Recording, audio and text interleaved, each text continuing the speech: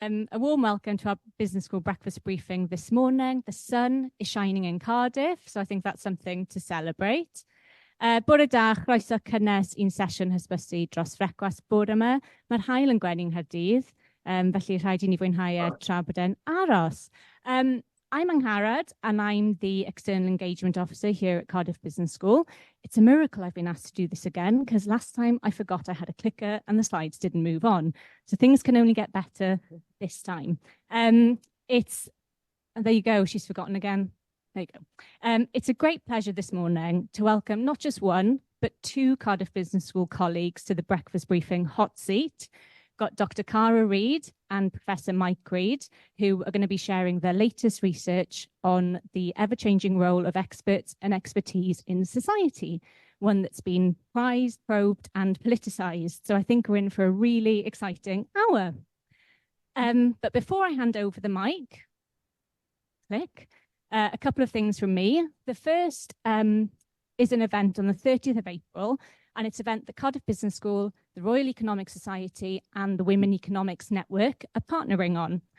It's for young professional economists to help them progress in their career and to try and balance the gender gap in senior roles in that section. So if you know of anyone, if you know of any economists, please do spread the word. Hannah on Zoom is putting the link in the chat right now. And a date for your diary, Wednesday, the 22nd of May. Our next breakfast briefing, Realities of Life as a Small Business in 2024. We're joined by Rob Bassini from the Federation of Small Businesses, so please look out for the email with the link to register for that one. And we don't have a confirmed date yet, but it'll be week commencing 10th of June. Our breakfast briefing will be on Digital Transformation Innovation Institute. So again, keep an eye out for more information on that one. Our newly re-accredited part-time MBA starts again this September. So if you are a professional wanting to advance into more senior leadership roles, then the part-time MBA could be something for you. Or if you know of someone else in your organisation, please do spread the information. Once again, Hannah's putting a link in the Zoom box, but you're also more than welcome to contact the MBA Programme Director, Salome, for more information on the email address that's on your screen. And some housekeeping. So the event's recorded, as you may have heard at the start. And for those of you online, please do use the Zoom box. I'm usually online for these things. I'm not up here in front of you all. And it's lovely to chat to you all online. So please do use it. Sarah and Hannah are there. Say hi, introduce yourselves, and put any questions to Cara and Mike when the time comes. Slightly more boring housekeeping for those of you in the room. Parking. If any of you have driven, and you haven't given us your vehicle registration, please do pop it on the sheet by the door. And I think that's it. I can hand over the mic and the clicker to Cara and Mike. Thank you very much. Thank you. So I've got to remember to use the clicker now. So there we go. So thank you for coming along today and to listen to what we have to say about expert occupations and expert groups. We've both been studying these, some a bit longer than others, and doing research in this area. In particular, Mike has kind of looked at the public sector and the more established kind of expert groups. I've tended to look at the more private sector and emerging expert groups. So we kind of cover both bases, which is very much reflected in the book that we're here to kind of give you the edited highlights of today. And in particular, what's always emerged, I think, in the research that we've done and others in our field is a lot of debate around the authority of experts, the power and influence of experts, and in particular, how they're perhaps being challenged, that power, that influence is. And so again, this book very squarely decides to kind of focus in on that, because for the last few decades, that's what our kind of area of work has been looking at. So we really appreciate the chance to come and have a chat to a more business-focused audience for this. We've been on a little mini book tour, but to academic audiences to discuss what we've kind of put forward in the book. But the point of today for us was an opportunity to come and present it to a different audience, because what we're going to give you, as you'll see, is the kind of the big story, the big picture on what's sort of happening with expert authority and their power and influence and the general kind of trends and direction of travel. But what I think needs to be much more kind of ironed out is, well, how does that sort of play out in terms of the kind of day-to-day practices and frontline experiences of experts? And hopefully this is the beginning of that conversation with you guys. So thanks for coming along. Now, at the heart of what we look at in terms of expert authority and the challenges to it, it can be summed up quite nicely with this metaphor. Don't panic, I will explain this photo. So at the heart of expert authority is a paradox, and academics love a paradox. We can really kind of get involved with that. And the metaphor that's used is the push me, pull you. And this is the picture of the push me, pull you from Dr. Dolittle. Obviously a fictionalized creature that has one head pointing in one direction, the other in the other direction. Now, we can't take credit for this metaphor. Another writer on this issue called Gil Isle uses it, but I think it very neatly sums up this paradox that's at work when it comes to expert authority. So on the one head, facing the one way, experts are needed more now than ever, okay, to deal with the variety of kind of global issues that we're facing, whether that's climate change, whether that's pandemics, cost of living crisis, etc. However, at the same time, pushing in the opposite direction, there are these much greater threats and challenges to expert authority that they need to try and sort of navigate and negotiate with. And it's this sort of push me, pull you between these issues that has been sort of there within research on expert occupations for quite a while, and which the book in particular, we're trying to sort of provide a framework to sort of look at this kind of issue and the debates that have been circulating around it.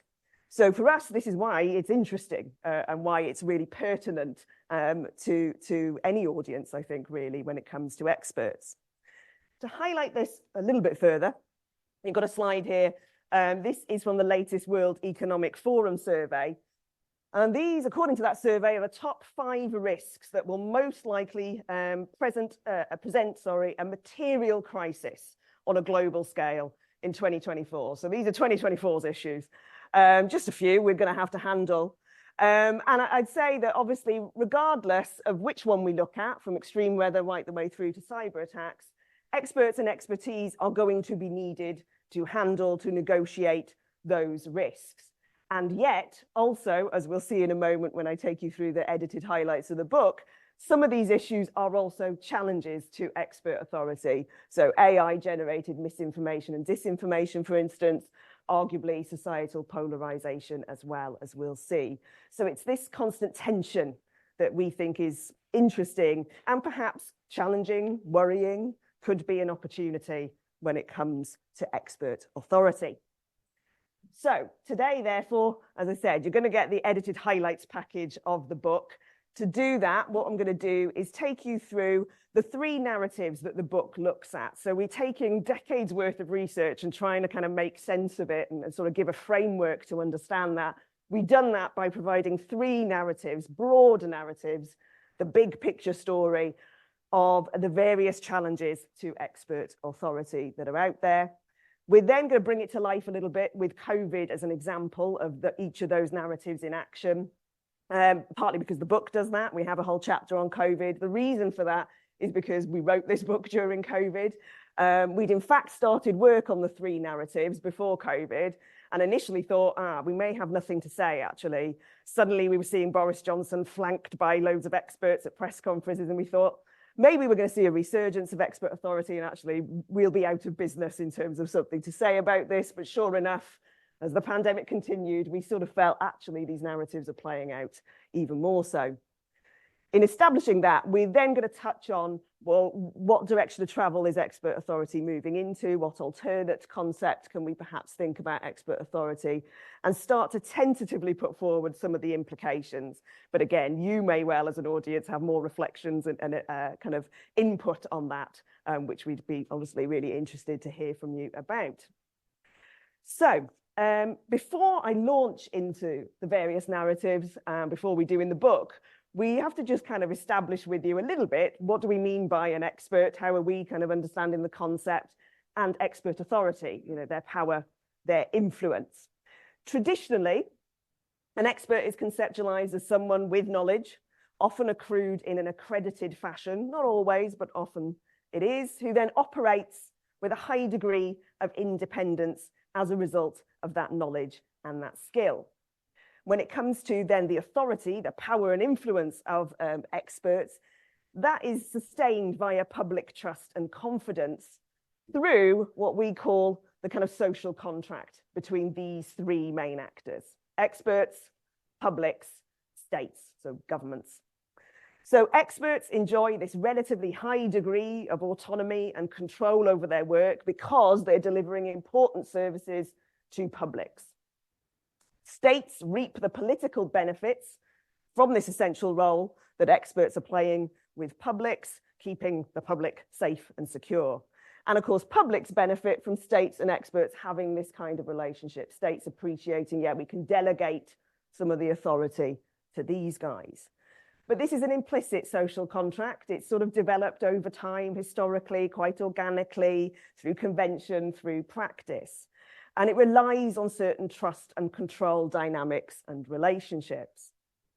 And what a lot of the literature we've been looking at and the research we've been doing, as well as many others in our field, suggests is that in a variety of ways, this contract, this model, isn't really equipped anymore to perhaps deal with the range of challenges that expert authority and power and influence is facing. Where at best there is certainly an increased questioning, and at worst perhaps outright hostility to some of these features. Again, to then sort of kind of provide a framework for the various challenges that might be coming this way for this social contract, we try and simplify it through three key narratives. So I'm going to take you through each one in turn. First narrative then, they all start with a D, because who doesn't like some alliteration, quite frankly? So the first one is delegitimation. I'll explain the huge photo of Michael Gove in the morning for you all in a moment. So the delegitimation narrative argues that the authority of experts is on the decline because a lot of the societal institutions and structures that support those expert groups are coming under fire, particularly from populist political movements. And they're serving to delegitimate expert authority. We see this often peak at particular points. So a bit of a peak after the 2008 financial crash, particularly in Brexit. So here's our picture of Gove, who made the famous statement at the time that people in this country have had enough of experts as part of that debate. We'll see it again in the pandemic. I'll talk about that in a moment. And again, at various times through the kind of climate change journey that we're on. So what you have here, for instance, with Gove is a representative of the state questioning that implicit social contract. So, you know, publics don't need experts anymore. And almost by implication, neither do we in quite the same way. So delegitimation can often be driven by elites, but equally those publics, that circle of publics that we had on the previous slide, are also perhaps sort of helping to delegitimate a little bit more, becoming a bit more aware of when experts haven't lived up to their standards. For instance, perhaps when we see scandals or cases of kind of professional misconduct kind of make the news and that kind of thing. But a particular surge we've seen with this narrative is the rise of populism. So this narrative has particularly, I think, come to the fore in the last sort of decade or so. And of course, technology-driven advancements have also sort of heightened this narrative or allowed this trend to sort of accelerate, providing global platforms for anybody who does want to question those established institutions, those established structures, start to perhaps generate some hostility towards them and to the experts that also are part and parcel of them and that support them as well. To bring this to life a little bit more, as I said, each time we're going to kind of highlight how it's appeared in the pandemic. We can look at some key populist figures.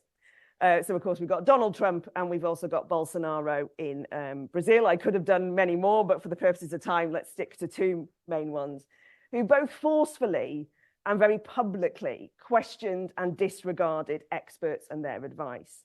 And then were amplified by online disinformation and misinformation. And then as the pandemic sort of wore on, we got this generation of kind of culture wars around various kind of aspects of virus control, like mask wearing. Taking each one in turn, just to kind of give you a bit more of a flavor of this delegitimation kind of activity. Trump, for instance, both materially and discursively sought to kind of delegitimate experts. Materially, he shut down several pandemic response programs before COVID. He, of course, halted funding to the World Health Organization. He very publicly attacked the likes of Dr. Fauci, who was our equivalent, or the US equivalent of our kind of Witty and Valance, and other health officials. And in particular, some research has come through since the pandemic to show how he sidelined one of the key institutions in the US, which is the Center for Disease Control and Prevention, particularly in press conferences. So research has shown that usually when there are public health issues, the CDC, as it's known, is front and center in those press conferences. The president's always there, but is in the background and has a little bit of time during the conference. Trump completely reversed it. He made sure he was center stage. The experts were very much in the background. That then gives him, of course, a spotlight in which he can then highlight the virtues of UV sunlight and bleach and leave the experts sort of stood behind him wondering, how are we going to sort of deal with this? Meanwhile, Bolsonaro, again, very publicly questioned the severity of the virus, broke his own rules on distancing frequently, circulated disinformation, actively sought to do that, fired at least 3 health ministers. I was trying to keep track as best I can. It's certainly 3 that have gone because they were trying to lean a little bit more on expert advice. And as a result, gave very little federal support for the public health initiatives. A lot of that in Brazil had to be done at a very localized level without the federal support. So what you see here is these guys, as I said, trying to sort of really test the systems, the structures, the institutions that we have, and with it delegitimate expert authority.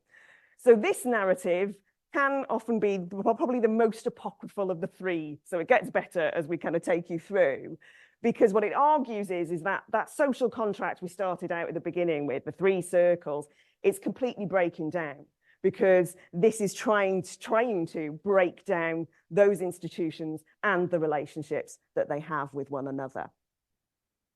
Next narrative, demystification. Okay, as I said, we're sticking with the Ds. Here, the power of experts diminishes once the veil has been lifted as to who they are, what they do, and who they serve. And so this parallels the image we have here of the Wizard of Oz. So it's almost the same kind of unmasking of the great and powerful Oz as merely a man behind a curtain pushing and pulling some levers. The argument is the same is sort of happening when it comes to expert authority, their power, their influence. So the argument here with this narrative is that that traditional idea of expert authority is being challenged because experts have increasingly come under surveillance, under scrutiny, and under audit, and also have sort of been co-opted and pulled into other systems and processes and agendas beyond their own, whether that's organizational agendas, government agendas, corporations agendas, etc. So the argument is the line is becoming a little bit more blurred between independent experts and other agendas. And as a result, they potentially can get reduced down to simply somebody who's pushing and pulling the levers in the system, rather than this independent voice or group. So the implication here is that social contracts, keep that in mind, we're going to keep coming back to it, those 3 circles. It's breaking down, not quite so severely with the delegitimation one, but just that the relations between those different actors, it's becoming a bit messier, it's becoming more blurred as to who's doing what and the independence of different people from others. To give you an example, let's go back to the pandemic, and I don't think we need to look very far to give you an example of this. The book focuses in on the UK government. I think they're a classic example of this kind of narrative in action, where they were constantly attempting to co-opt medical expertise into political rhetoric and into political kind of decision making, much more kind of politically driven. And certainly I think in the COVID inquiry that we're sort of seeing come through now, that has been the concern of some of these experts as well, that they were being scapegoated for political decisions to be given a kind of expert veneer. Again, to give you a little bit more flavour, for instance, SAGE, which of course was our key expert group informing politicians, there are a lot of questions around it, particularly initially in the pandemic, its transparency, who exactly was making up this group, you know, what kind of relationship did they have with the politicians, and as a result, you saw other expert groups create independent SAGE as a sort of protest to sort of say, I think these guys are getting too co-opted into the political kind of regime. The other facet I think we can point to is when perhaps you can't pull the experts into the political regime, you perhaps try and outsource to the private sector, to the consulting kind of industry. And again, we saw that happen quite a lot with the UK government, Dido Harding and Test and Trace, for instance, but there's many others as well in terms of the various kind of public health initiatives where consultants sort of took charge.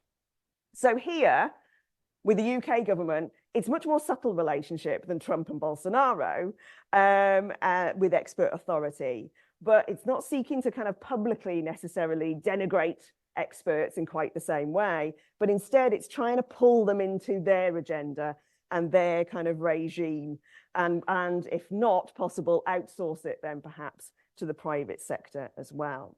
But this still serves to question expert authority and that basis on which it's been established for quite a long time traditionally. Third narrative then, decomposition. Here, it focuses much more on the kind of expert labour, the different expert occupations that are out there and what's happening amongst them all, really. The argument here, therefore, is that expert authority is on decline because what we're seeing is what constitutes the expert is now much more fragmented, it's much broader, there's a lot more different occupations sort of claiming an expert sort of status. It has been quite democratized, which is no bad thing necessarily, but it has meant that we've got a landscape now of expert labour that's much more complicated. You know, there's many more kind of features within there in terms of different occupations. And so it can call into question, well, what do we mean by an expert group then? And you can see different dynamics amongst those groups as well, maybe even turf wars between different expert occupations. And also where perhaps challenges are made to the more established expert occupations versus the more emerging ones, certainly kind of the research we've kind of looked at. And so what you get is a much more contested kind of labour kind of picture, I suppose, when it comes to the different expert groups. Again, technology, it sort of rears its head, to be honest, in all these different narratives, but certainly comes to the fore here again, because in the growth of technology, we can then see the growth of different expert occupations coming through, whether that's AI, whether that's big data, those kinds of things.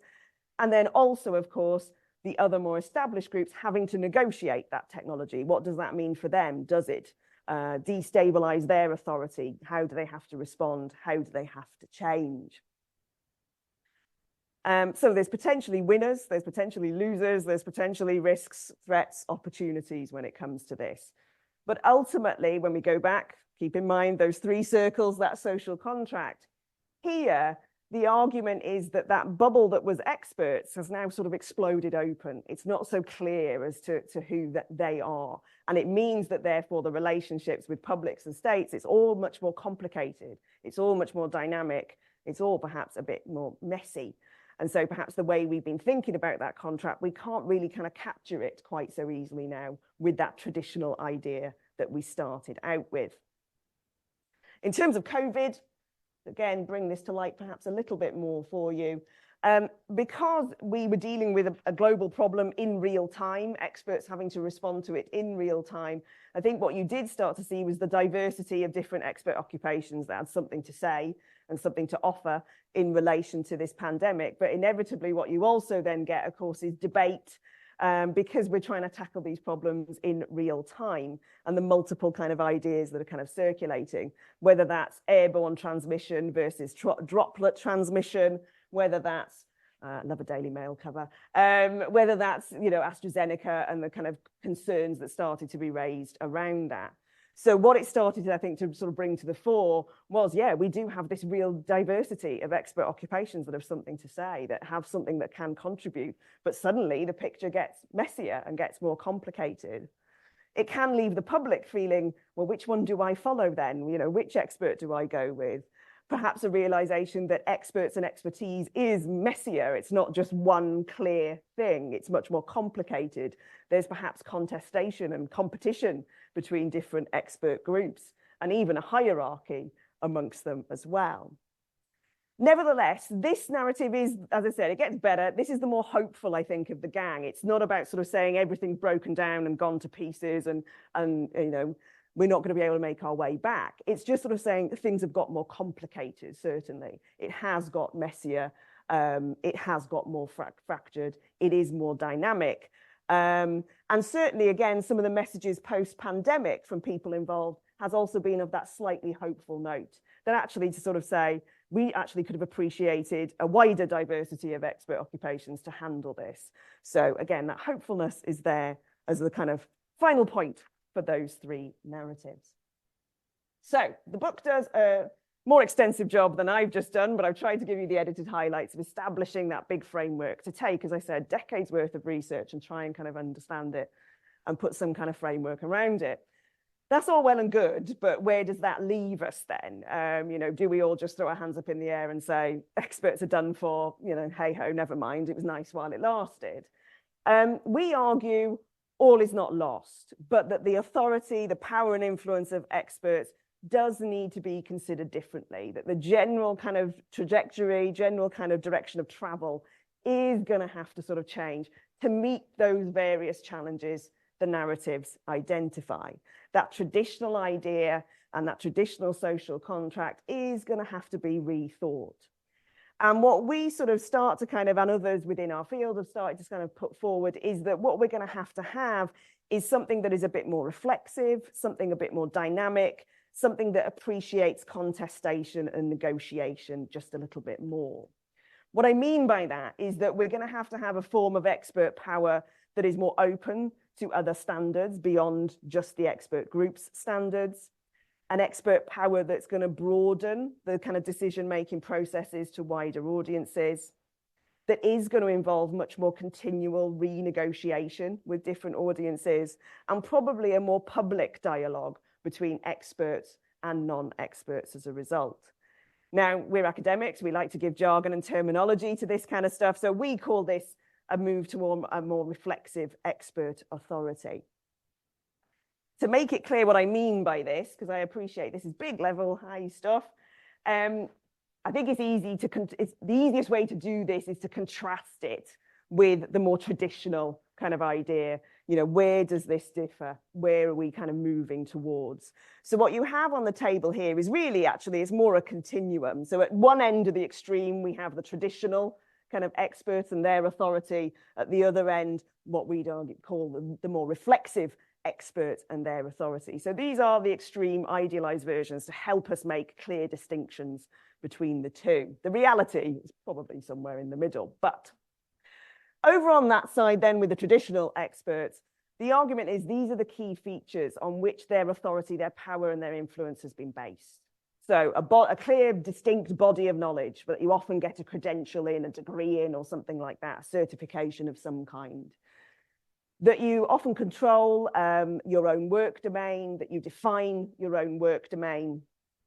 Relatedly, that you're often self-managed by peers, and that you have legitimation in the role. So for instance, the role of lawyer is legitimate because it's a lawyer, not because of the person that fills that role, okay? There is a legitimacy in the role itself, and that's because it relies on what we'd call institutionalized trust. So the various institutions, again, think about that social contract we started out with at the beginning, support and trust implicitly the kind of expert group.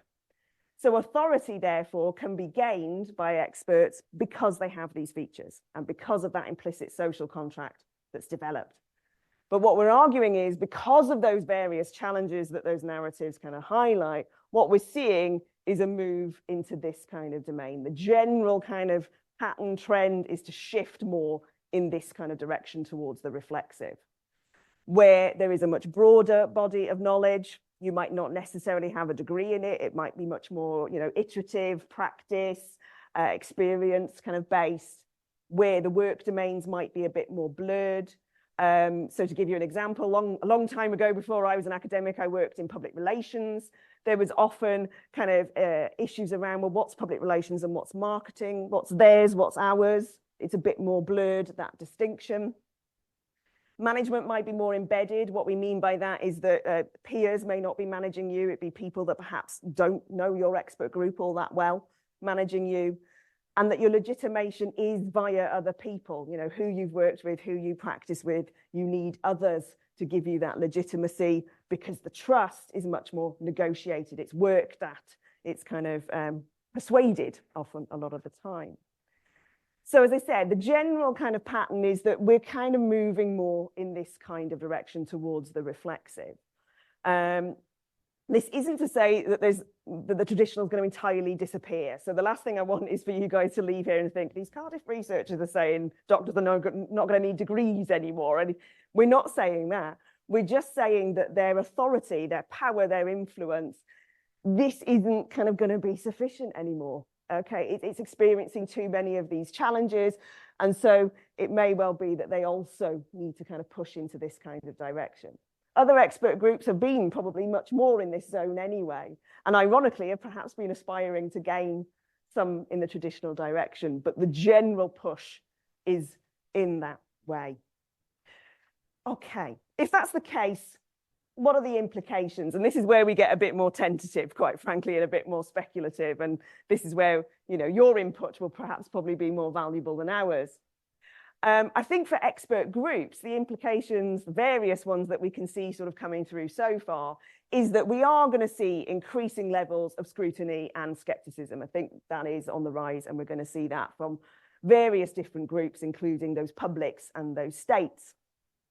We are going to see a reconfiguration of what it means to be an expert. And it will probably be more of this kind of role of broker, a facilitator, a sort of node amongst others, rather than that kind of legislator role of coming in and saying, I'm the expert, do as I tell you, thank you very much, I'm leaving now, kind of thing. And certain groups are going to be better than that at that than others. So there might be some expert occupations that can reconfigure in that way easier than others. Equally, at a very individual level, there just might be individuals who can do this better than others as well. So again, there's various kinds of threats and opportunities when it comes to that. There is the potential for an increase in subversion, resistance, opposition from other expert groups. So that more fractured, complicated, broad kind of expert landscape that we highlighted to you, you're still going to get a lot of tussle amongst them, I think, in relation to that, because some will want to try and hold on to that traditional idea, others perhaps happier to move into that reflexive. So there's still going to be quite a lot of kind of competition, contestation. But what we might get, maybe, again, we're being speculative a little bit here, is a more tensile, a more agile authority for experts, because it's had to do a lot more work. It's really had to kind of work through a process of actively negotiating trust and dealing with contestation and come out the other end of it. But none of this is going to be easy for experts. So we don't necessarily put this forward as some kind of grand solution and, hey, it'll all be solved with this. This is going to be tricky. Okay, it requires them to deal with stakeholders and communities that they may previously have had very little to do with. That engagement might have lots of different power dynamics at work that experts may not be used to. It could, of course, have the risk of co-opting experts even more into other people's agendas if you start to kind of be much more collaborative, much more kind of inclusive. And then also, nevertheless, though, we think that this much more negotiated, what we'd call reflexive version, is likely to be just a bit more sustainable, to try and weather those big challenges that those three narratives identify, and that expert authority and power and influence is going to still have to contend with. I think it's also important to remind ourselves that the traditional ideals of expert authority aren't perfect either. Of course they're not. They're made by humans and none of us are perfect. Expert groups have notoriously been elitist, have been exclusionary, have been quite homogenous. By their very nature, that's how they often kind of got their power and influence. So maybe this does provide an opportunity for a bit of room for improvement, allowing expert groups to retain authority, but through a more kind of collaboration, dialogue, through more inclusion, potentially. Again, this is a very speculative area for us a little bit in terms of there's potential positives or negatives, risks and opportunities with this. As a result, it raises, we think, lots of questions that unfortunately we don't have the answers to, but hopefully will generate a bit of discussion, a bit of debate from the crowd that we've got here today. And again, I think, it's part of these implications. It's okay, if that's the big picture, how does this sort of play out in the day-to-day and on the front line? So what are the risks and opportunities of this much more fluid idea of expert and expertise? If you're managing experts, how do you begin to deal with that, particularly if you're dealing with a range of different experts that perhaps represent different occupations? How will experts and other stakeholders interrelate effectively? You know, we can tell you we think they're going to have to do this much more, but how is that going to sort of manifest? How will that actually work? And how really do any of the various kind of actors, the key ones involved in this, respond to this broader shift that we think is happening when it comes to expert power, expert authority? And finally, it's been there in all three narratives in some way, shape or form. So of course, there's a question, of course, around the role that technology may play in all of this in terms of either driving some of this, being a barrier to some of this. Who knows a little bit, I think. I think it's still the jury's still out. So, reminder, there's the book again. I hope we've given you some food for thought. We appreciate this, as I said, it's a big picture kind of what's been happening, but we hope we've managed to kind of give you a little bit of a kind of the story of where we've been and where we think we're going when it comes to expert power and expert influence. Various QR codes for links if you do want to follow up anything. The top one is to me and my various kind of links. The next one is to The Conversation. Some of you may not be aware of this. It's a news media site that academics kind of write for. It's got quite a nice summary of the book. So if you want that and want to kind of have a reminder of that afterwards, it's probably best to look at that link. If we've managed to tempt anyone to buy the book, then feel free, although academic publishing is quite pricey, I do have to say. So maybe wait till the paperback comes out. Don't tell the publishers I said that. But thank you very much for taking the time to listen to us. As I said, the point for us today was to share our research with you. I'm afraid we can't necessarily give you all the answers and solutions to things, but we think it's important to put it in front of this audience who perhaps, you know, experiencing this stuff day in, day out, to sort of see, well, how does this sort of reflect in what's experiencing for you? So feel free to ask any questions, but also if you've just got reflections or comments, we're more than happy to take those as well. So thank you very much.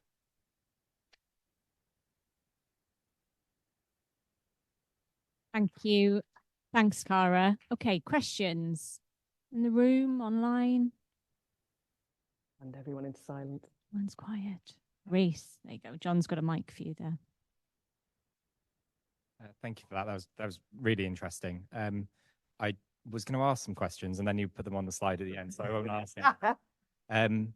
So just a reflection, really. I work with the NHS, and we've been seeing this sort of thing going on for years and years now, where NHS managers have that role of overriding quite a lot of doctors' opinions. You're seeing a lot of stuff in the news about whistleblowers, those sorts of things. And the question I was going to ask really was about, you know, how do we empower managers or better equip managers to be able to treat expertise and whistleblowing and that sort of thing, in a really valid way. But you put that on the slide. I was going to say you've got. Yeah, I can give you a bit of history on all of this. I was a lot younger in those days and had a bit of hair. Back in the early 1980s, this was called South Glamorgan Health Authority, covered this whole area. And others of you in this room have been around long enough to remember as well. There was something around then called the Griffiths Report. Roy Griffiths, Margaret Thatcher, they decided that the health service needed to be managed. And Roy Griffiths did a report and he actually advocated the implementation of something called general management within the health service. And I was part of a research group then from University College Cardiff, which actually we looked at how professional groups in South Glamorgan Health Authority were responding to this kind of imposition of general management, because it was something that was imposed rather than something that was negotiated. And what struck us as a research team was how confident the doctors were, particularly the consultants were, that they could see this off at the pass, that it was not a problem for them, that this was an issue that would eventually go away. Well, of course, looking back, we were aware of the fact that we thought that this was a significant underestimation of what was going on, even then, back in the early 80s. And in a sense, things have developed in the way that you described since then. since the early 1980s. I think that what you have to have, I think you need to kind of have a much more balanced relationship between management on the one hand and the professional groups, not just the doctors, but obviously nurses and others on the other. And in some ways, you might argue it's swung too far in the other direction. You might argue that, in fact, management has become too powerful at the expense of professional autonomy. And I still think it's something that's working its way through. But in terms of the answer to your question, we need to find ways of actually striking a better balance between professional autonomy on the one hand and managerial accountability and responsibility on the other. And I think that in a sense, that is still something that is actually being worked through. And I think that in some ways, professionals have to come to terms with the fact that things are not going to go back the way that they were. But at the same time, managers have got to come to terms with the fact that they are dealing with professional groups who need to be respected, who need to be listened to, and who need to be actually, in some ways, become part of this much more open and deliberative style management that we are talking about, rather than just simply imposing solutions on them. Thanks, Mike. We're just quickly going to take a question online and then we'll come back to Cheryl in the room. Brian, are you there? Brian Lane from sunny North Wales. I work with the public health team here in Betsy Cadwallader, the health board. I think my question is, so I do take the positive message that you've just provided in the book overview, and there is real opportunities, obviously, if we shift towards that more reflexive approach of experts. I think my question really is, isn't there a real risk that things are actually going to get worse before they get better? Because you highlighted, the World Economic Forum said that there's a rise of AI and misinformation, and we could just see the exact same thing played out in the digital domain. And obviously, it's harder to control the tech than it is the people. Yeah, I think I probably perhaps given a slightly more positive spin than I intended. I think there are potentially opportunities, but yes, as you point out, I think there's going to be some interesting times ahead. So no, I don't think necessarily this is the solution to everything. And I think, in fact, one of the debates we were having when we presented this book elsewhere was, okay, if you move into that more reflexive, that more open, where's the tipping point? Where do you draw the line to sort of come back to some kind of distinctiveness of what an expert is? Again, I'm not sure we have the answer to that. It is the risk that I think this general trend does have is, yeah, okay, be more collaborative, be more inclusive, be more, but where do you draw the line? Where do you sort of say, oh no, but we still have something to offer here that is distinct, that you therefore need to listen to us, kind of thing. So that's what I would say. How about you? Yeah, I think we're not arguing for the full democratization of expert authority. We don't think that is either workable or desirable. We don't think that you can just simply dispense with the kind of authority that experts claim. What you've got to be able to do is to test it more thoroughly. You've got to be able to challenge it in various kinds of ways. But at the end of the day, you either trust what an expert is saying to you, what an expert is telling you to do on the basis of their claimed expertise, or you don't. And if you don't, you then have to ask yourself, well, who else am I going to go to find out some sort of specialist knowledge and potentially skill that will help me solve these kinds of problems? So we think that expertise has to become more open, more accountable. It has to subject itself to much more deliberative processes than it has in the past. But we don't think you can ever end up in, or should end up in, some populist kind of nirvana where experts are basically, Churchill had this famous phrase, you keep experts on tap, not on top. And actually, I'm not sure that I would want that. I don't think that that's a healthy situation either. I don't want to see experts on top I don't want to see them on tap either. What I want to see is a much more sensible and in some ways moving negotiation between these two sets of interests. And yes, I think that things potentially will get a lot worse before they get a lot better.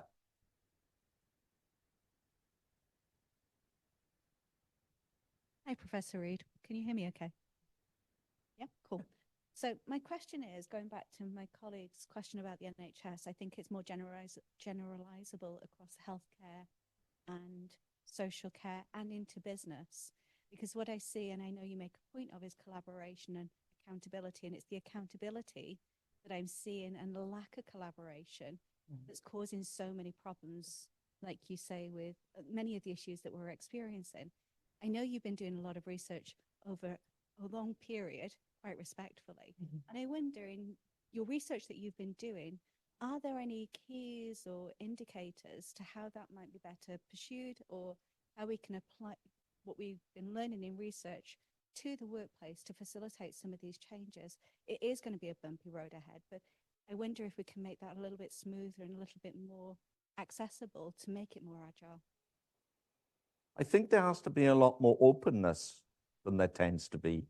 I think managers' first response is to close everything down and to actually kind of defend the organization and to protect the organization in various kinds of ways.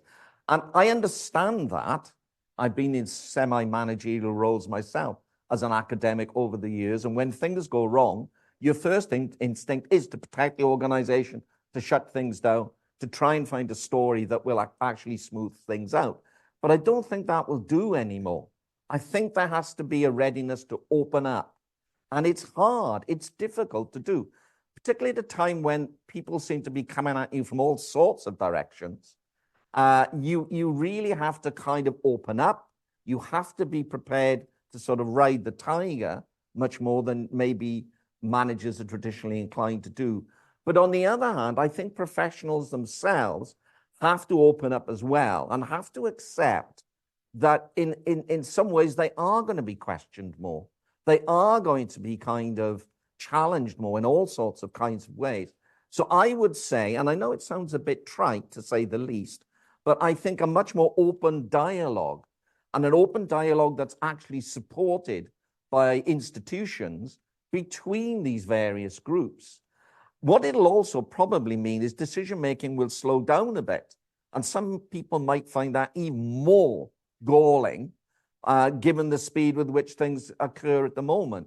But I think if you're going to have a much more deliberative relationship between professionals on the one hand, experts and non-experts on the other, then you are going to have to allow longer for various points of view to be put, for various kinds of assessments to be made, and then to come to some sort of judgment about it. To be honest with you, I mean, back in the 1980s, it used to be called consensus management in the NHS. And this was in many ways frowned upon. It was seen as being inefficient, slow. It was seen as being wasteful of resources. And in some ways, general management and what's happened since was meant as a solution to that. And I would argue that in many kind of ways, that consensus management kind of value system is the one that we need to try and actually build back to some extent. Thanks, Mike. We've got another question online from Kerry that Sarah's just going to read out. Thank you. So Kerry says, really interesting presentation. How do we establish credentials of who we can listen to with all this in mind? In recent years, and brace yourself for this bit, certain academic titles like professor are bestowed rather than earned, giving a false impression in some cases with detrimental effects. Experts need those robust credentials or cause damage across the board, which I think we are now seeing. So yeah, how do we sort of know who to listen to, I suppose? Well, okay, I mean, I can kind of have a stab at that one. Where the answer normally starts in relation to a question like that is with the professional.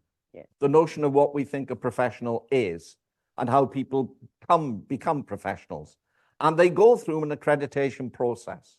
They go through a long period of training, a long period of certification, they are actually, in many ways, subject to various kinds of legal kind of constraints that are brought in via the state and what have you. So doctors, dentists, lawyers, this is the kind of paradigm case. These are the kind of established models of what we think expert authority is, the profession, the professional, and all of the kinds of things that I've just kind of said. Now, neither of us think that that is going to go away overnight. And we think that in many kinds of ways, that kind of system still serves a useful purpose. But we also think it's going to have to be modified in all sorts of ways. We think that actually professionals like us, and the academic profession is an interesting case study in all of this. We won't talk about that, but we could bore you to death to talk about the academic profession as a case in point. What we think is going to have to happen is that the traditional model of professionalism is going to have to be substantially modified by these other kind of components that we've been talking about. It's going to have to open itself up. It's going to have to be prepared to be more accountable to various kinds of external stakeholder groups and the kind of demands that they're going to make. So we think that in some ways, the established professions, although they provide a basic model of what it means to be an expert, how you become an expert, what an expert is and what an expert isn't, although it is a useful model, it's a model that now needs to be modified, that needs to be kind of reworked in various kinds of ways. And the last third of the book is about how that might happen, how that might work. And we go into various kinds of ways in which these kinds of other mechanisms, these other kinds of checks and balances might be brought in to modify, quite substantially modify, the traditional model of what an expert is, as we've inherited it from the kind of elite professions like doctors, lawyers, etc. Thanks, Mike. I think we had a question from Cole, and then we'll come to you, Hannin. Thank you. Yeah. Okay, good morning, ladies and gentlemen. My name is Kul Luitel. I'm an economist. So I came here to learn and know a little bit about expert business, which I knew very little about. And having heard all this conversation, I'm going to ask a question, nothing to do with my profession. I'm one of the most disappointed, probably, father of two grown-up children who are medical doctors, right? Both our kids went to UCL, one of the top schools in the country, did their medical degree with distinction. Okay, our son works at Imperial Hospital, and our daughter works in Stevenage, right? We are very disappointed that our son and daughter, being bright kids like anybody else, who have your own kids, did medical profession, went to the medical profession and became medical doctor. Although I'm full well know that I'm also an old person and we need very good doctors, but not in this country, right? So why? I have heard at least battalions of experts and managers in NHS, and thank you for starting the question about, by the way, about NHS and Mike, your response, etc. The way these doctors, after doing MBBS, rigorous 6 years of training, whereby in business school, bright kids, after finishing A level, can do 6 years, get a PhD degree, or within 7 years. They get MBBS degree, and they start one of the very hard job. And it takes 10 to 12 years to graduate and become a consultant.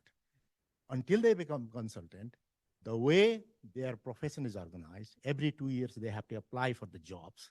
They are thrown from one corner east of the country to the west, from north to the south, which in our business school terms, that will be easily termed as bullying and torturing, right? So we have got these battalions of so-called managers and experts.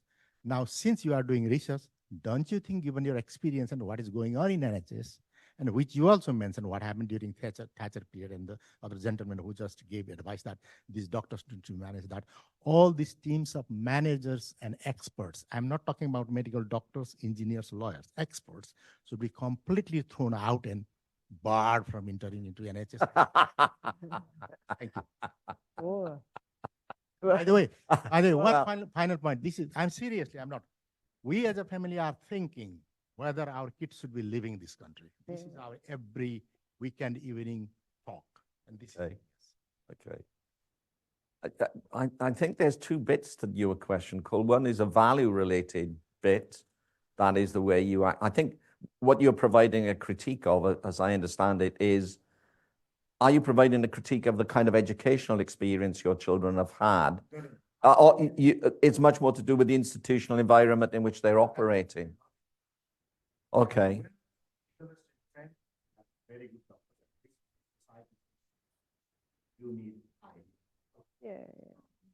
Yeah, I think that's a fair point, but I don't think management is going to go away anyway. I mean, managers have a job to do. They have responsibilities to kind of fulfill. To some extent, they are there to try and actually, protect the organization, its resilience. If you're saying they don't listen to professionals enough, then I think that that's a fair point. And particularly, we know about this when, the Let Me kind of example is a classic case of, in many kinds of ways, professionals not being listened to, of professionals setting off various kinds of, warning lights, and again being ignored, about managers. And some of these are kind of, one of the things we haven't talked about is hybrids, the hybrid roles within organizations, roles that combine part professional, part expert, part manager, part administrator. A lot of people who are in positions of authority within the NHS in the moment are in these hybrid type roles. And I think there is, if what you're talking about, there's been too much shift in the balance of power between management on the one hand and experts, doctors, professionals, nurses on the other, I think that's an arguable point. But I don't think you can actually remove management from the equation entirely. And I'm not sure whether we ought to, because it seems to me that, institutions, systems that spend a huge amount of public money, that use a lot of resources, they do need to be kind of accountable to the wider publics in which they operate. And that's why we need managers to actually kind of do that. But I think you need to find ways of making the balance between them much more kind of sensible, much more kind of, in a sense, stable than it is at the moment. So if you want a one-word answer to your question, no, I don't think either that management can be banned from the NHS, neither do I think it should be. I do appreciate the role of management. I've got here even in business school, classic examples. I don't need to name him, Andrew. Wonderful. Without Andrew, how will survive? I can't. But the driving, somebody who sits in the driving seat in NHS should not be the manager. Okay. That is what is, because Andrew is an excellent school manager. This is one of the successful business schools. You are two of my very bona fide colleagues here giving such an impressive talk, and I'm going to read your book, not advertising your book. So, but Andrew does not sit on the driving seat. Yeah. One of us becomes a dean, alternative. Yeah. Right? Yeah. That is what is lacking in NHS. Thank you. Thanks, Cole. I'm conscious of time, but I know there are other questions in the room. So, Cara and Mike, you happy to stay here for a bit and answer questions from the audience? Thank you so much. We like to finish on time because we know some people have got other things they need to get to. To follow Cara's 3 Ds, diolch for delivering a decidedly very informative breakfast briefing this morning. There were quite a few links and QR codes in the slides, so we'll make sure that we include them in the follow-up email, because I know some of you were trying to take pictures of them before the slides moved on, so we'll include all that in the follow-up emails. Thank you so much. Thank you to our audience here in the suite and to all of you online, and we hope to see you next month as well. Diolch.